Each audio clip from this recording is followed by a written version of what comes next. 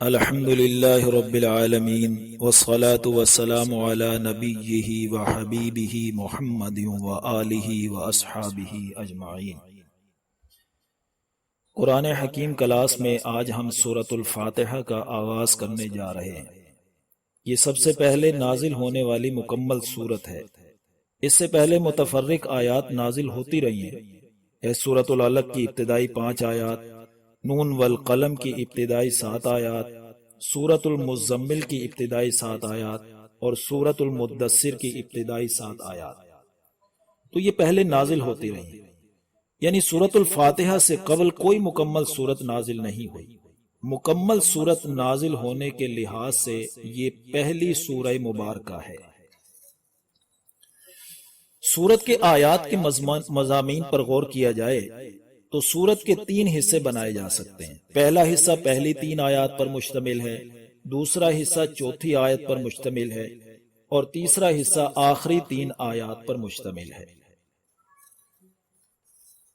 اب آئیے ہم سورۃ الفاتحہ کا آغاز کرتے ہیں۔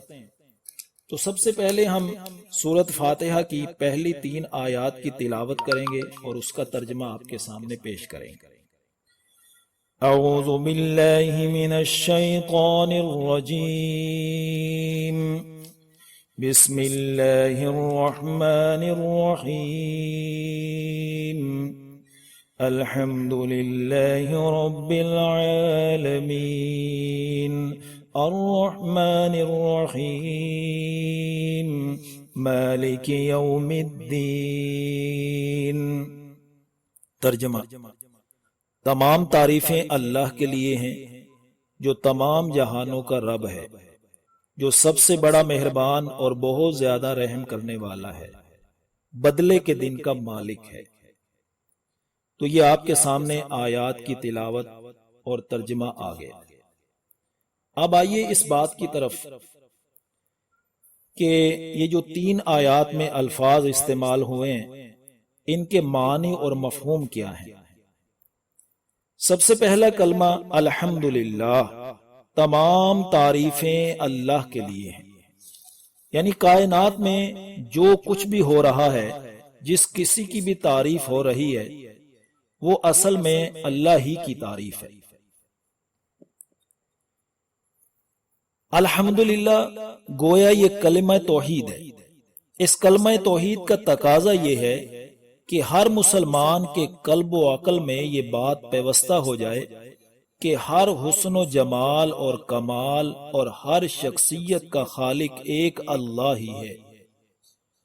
جیسے تصویر میں کوئی حسن ہوتا ہے، وہ در حقیقت مصور کے کمال فن کی عکاسی ہوتی ہے۔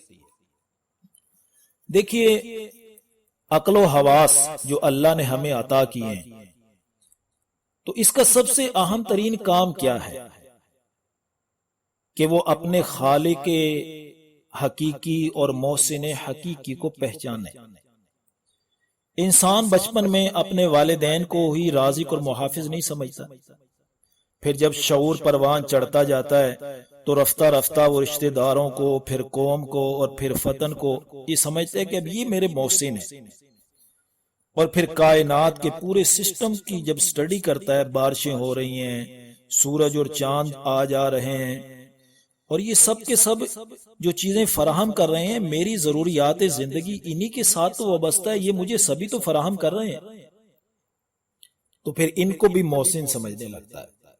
بس یہاں پر عقل انسانی کا یہ جو ذہنی سفر بچپن سے شروع ہوا اور یہاں کائنات کی سٹڈی تک پہنچ گیا، اگر عقل انسانی کا یہ ذہنی سفر ایک چھلانگ اور لگا لے تو اس نتیجے پر پہنچ جائے گا کہ اس کائنات میں پھیلی ہوئی نعمتوں کا خالق اور مالک اور رب ایک ہے۔ یہ ساری تعریفیں اسی کی ہیں، چاہے بالواسطہ ہوں چاہے بلا واسطہ ہوں، اور وہ اس نتیجے پر بھی پہنچے گا کہ شکر کا حقیقی مستحق وہ صرف اللہ ہے۔ تو انسان کو جب انسان غور کرتا ہے تو پھر اس کو نعمتوں کا احساس ہوتا ہے، اور پھر وہ اس کا اظہار کرتا ہے زبان سے بھی اور پھر فرما برداری کر کے بھی، تو اس کو یہ اندازہ ہو جاتا ہے کہ اصل میں یہ ساری تعریفیں اسی ایک رب کی ہیں بلا شرکت غیرے، وہی ان سب کا مالک ہے۔ تو ان ساری باتوں کو ذہن میں رکھتے ہوئے الحمدللہ کا ترجمہ کیجئے کہ تمام تعریفیں اللہ کے لیے ہیں۔ اب الحمدللہ کے کلمے کی اہمیت کا اندازہ ہوگا جب ہم نماز میں پڑھیں گے، دعاؤں میں پڑھیں گے، بطور ذکر پڑھیں گے۔ یہی سوچ اور جذبے کے تحت پڑھنی چاہیے۔ جیسے ہم دعائیں پڑھتے ہیں، سو کے اٹھنے کی دعا جو صحیح بخاری میں مذکور ہے، الحمدللہ الذی احیانا بعدما اماتنا والیہ النشور، اس کے بھی شروع میں الحمدللہ کا ذکر ہے۔ اور اسی طرح کھانے اور پینے کے بعد کی دعا جو سنن الترمذی میں ذکر ہے، اس کا بھی آغاز الحمدللہ کے کلمہ سے ہو رہا ہے، الحمدللہ الذی اطعمنا وسقانا وجعلنا من المسلمین۔ تو الحمدللہ رب العالمین۔ اب رب العالمین کا معنی ہے تمام جہانوں کا رب۔ رب کے لفظ میں دو مفہوم پائے جاتے ہیں، ایک مالک اور دوسرا مفہوم اور معنی پرورش، ترقی اور نشو و نما دینے کا۔ یعنی ایسا قادر مطلق مالک ہے جو کائنات کی ہر شے کو اس کی تمام ضروریات مہیا کر کے پروان چڑھاتا ہے۔ یعنی اگر سورج کو مادوں اور گیسوں کی ضرورت ہے تو وہی اس کو پروائیڈ کرتا ہے، مہیا کرتا ہے، اور پھر اس کو پروان چڑھاتا ہے، اس کی رونق باقی ہے، اس کی رعنائی باقی ہے، اور وہ چلتا جا رہا ہے۔ اگر وہ ساری چیزیں روک لے تو سورج کی کیا مجال ہے کہ وہ روشنی مہیا کر سکے؟ تو رب ہے رب جو اس کو اس کی ضروریات کے مطابق چیزیں مہیا کرتا ہے۔ چڑیا اگر فضا میں اڑ رہی ہے تو اس کا پورا سسٹم جو اس کو ودیت کرنے والا ہے، اس کو دینے والا ہے، پر اور اس کے اندر اڑنے کی جو صلاحیت ہے، یہ جو پروائیڈ کرنے والا ہے، یہ کون ہے؟ یہ اللہ ہے۔ اب انسان اگر کہے کہ چڑیا ہوا میں اڑ رہی ہے تو اصل میں یہ چڑیا کی تعریف نہیں، یہ اس کی تعریف ہے جو اس کو بنانے والا ہے۔ جیسے آپ تصویر میں کوئی حسن دیکھتے ہیں تو در حقیقت وہ حسن کی تعریف نہیں ہوتی، بلکہ وہ مصور کے کمال فن کی عکاسی ہوتی ہے۔ تو الحمدللہ رب العالمین، تمام تعریفیں اللہ کے لیے ہیں جو تمام جہانوں کا رب ہے۔ العالمین کا یہ جو لفظ ہے یہ عالم کی جمع ہے۔ اس کے معنی ہے جس کے ذریعے کسی کا علم حاصل ہو۔ چونکہ کائنات میں پھیلی نعمتوں اور اس کے نظام کی خوبصورتی خالق کائنات کا علم دیتی ہے، اس کا پتہ دیتی ہے، اس لیے اس جہان کو عربی میں عالم کہتے ہیں۔ اب آ جائیے دوسری آیت کی طرف، الرحمن اور الرحیم۔ یہ جو دو صفات اللہ کے ذکر کی ہیں، ان دونوں کا مادہ رحمیم ہے، رحم۔ جب اللہ کسی پر رحمت کرتے ہیں تو اس سے کیا مراد ہے؟ اس سے مراد یہ ہے کہ جب اللہ کسی پر رحمت کرتے ہیں تو گویا اللہ بندوں پر انعام اور احسان کرتے ہیں۔ رحمان اور رحیم دونوں مبالغہ کے صیغے ہیں، اور اس میں اللہ کی جو رحمت ہے اس کے بہت زیادہ ہونے کی طرف اشارہ کیا گیا۔ رحمان میں جو اللہ کی رحمت ہے وہ آپ دیکھیں دنیا کے اندر جو رحمتیں ہو رہی ہیں اس سے کافر اور مومن دونوں فائدہ نہیں اٹھا رہے ہیں۔ بارش ہوتی ہے تو کیا صرف مومن کو اس سے فائدہ ہوتا ہے؟ نہیں، کافر بھی فائدہ اٹھا رہے ہیں۔ جب اللہ گندم عطا کرتے ہیں، کوئی فصل اگاتے ہیں، کوئی اس کے علاوہ اور کوئی چیز بھی دنیا کی نعمت عطا کرتے ہیں، تو پھر کیا اسے صرف فرمانبردار فائدہ اٹھاتے ہیں؟ نہیں، نافرمان بھی اٹھا رہے ہیں، اسی کی رحمت ہے۔ پھر جب اللہ کے دربار میں انسان توبہ کرتا ہے اور اپنے گناہوں کی معافی مانگتا ہے تو کیا اللہ رب العزت اس کے گناہوں کو معاف نہیں کرتے؟ کر دیتے ہیں نا۔ تو یہ اس کی رحمت ہی تو ہے جو فوراً اس کو اپنی آغوش میں لے لیتی ہے۔ یہ تو انسان ہی ہے نا کہ جو ایک غلطی پر لوگوں کو معاف کرنے کے لیے تیار نہیں ہوتے، اپنے بچے اور بچیوں کی نادانی کی عمر میں ایک کی ہوئی غلطی پر ہمیشہ کے لیے دروازے بند کر دیتے ہیں۔ وہ کل قیامت والے دن اپنے رب کو کیا جواب دیں گے؟ اگر ایک رب نے کھڑے ہو کے ایک بات یہی کہہ دی کہ اے انسان، تو نے میرے بندے کی ایک غلطی پر دروازہ بند کر دیا تھا، آج اگر میں بھی تجھے معاف نہ کروں، تو انسان کو یہ سوچنا چاہیے۔ تو یہ الرحمن اور الرحیم، یہ اللہ نے دو صفات کا ذکر کیا۔ اب تیسری آیت کی طرف آئیے، مالک یوم الدین، بدلے کے دن کا مالک. دین کا معنی بدلہ.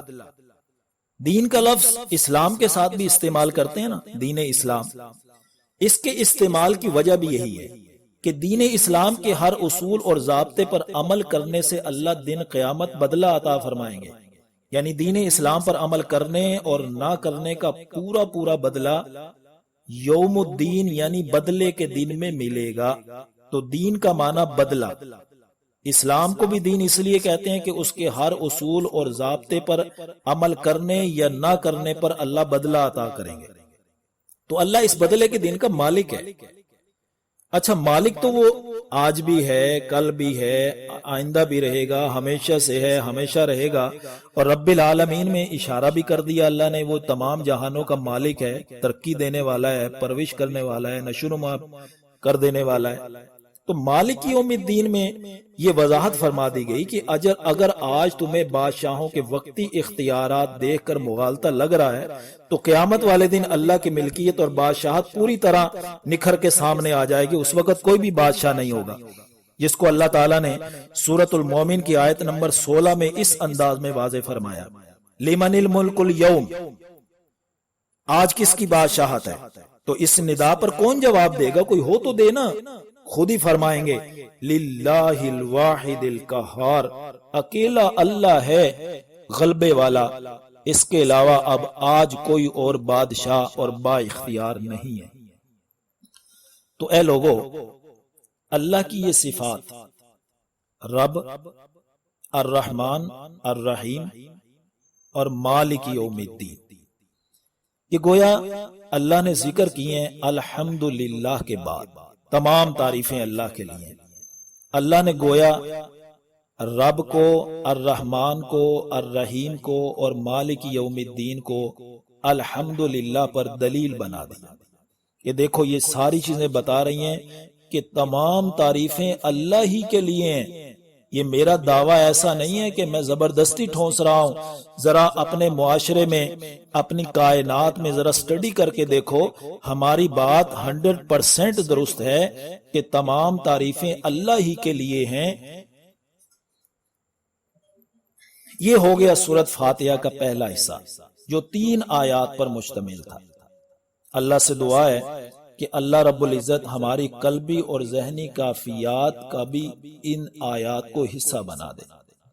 اقول قولی ھذا استغفر اللہ لی ولکم ولسائر المسلمین والمسلمات.